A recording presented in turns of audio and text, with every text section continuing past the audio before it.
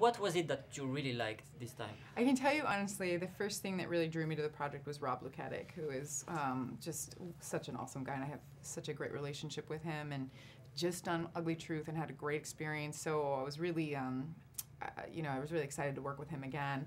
Ashton, of course, was a big appealing thing, and I loved the sort of silly James Bond aspect of it. I mean, it's actually not all that silly. It feels very real, and then it gets silly, which I just thought was interesting and fun.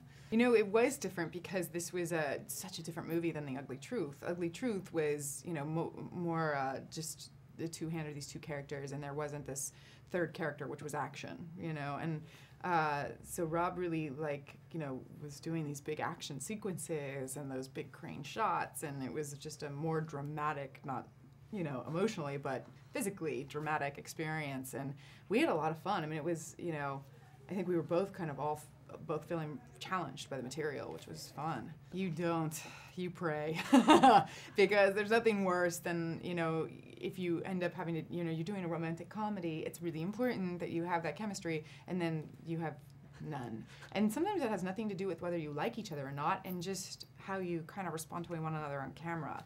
And it was actually such a relief that Ashton and I had so much fun on camera, and that it worked so well, and he made it so easy to just bounce off of him and do what I had to do, and hopefully, you know, I made it easy for him too, but it's a crapshoot.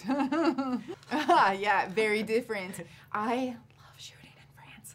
They only do 12-hour days. Like, you know, the crew literally drops their equipment when it hits that 12 hours, so there's no going over. Get wine for lunch every day, nice wine, and the food is spectacular at craft services and catering.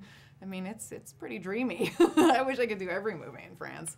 I didn't as much as I would have liked to. I really wish that, you know, I really wish that I could have gone like a week before, or got adjusted to the time difference, gotten over my jet lag, and just explored, you know, Nice a little bit and eaten my way through France. But next time I'm hoping, you know, now that I have a little more free time and I'm not juggling so many projects at once, I think that will be my goal next time, because France is one of my all-time favorite places, and I'm not just kissing your ass. I really love France, and I really love the French people, and I love the language, and my whole goal when I was 16 years old was to move to Paris for a year and learn the language, because I studied it all through school, but I never really learned it. You know, it's hard in American schools. I don't think they, you know, we didn't learn properly, I don't think. So I really wanted to go and live there. Maybe someday I'll get my chance. I didn't think it was hard at all. I think everybody is really, you know, they're really professional. They're really on top of it. They're really kind and supportive. And again, you know, there are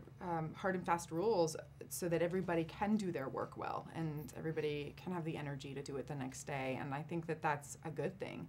You know, I think, and plus, you know, the other thing that's wonderful about Europe is there are rules about the paparazzi. You know, they can't, they can get their shots, and they can, you know, but they have to stay a certain distance away. They're not tripping over baby carriages. They're not messing up shots by flash bulbs, and it's actually easier in a way to get your work done.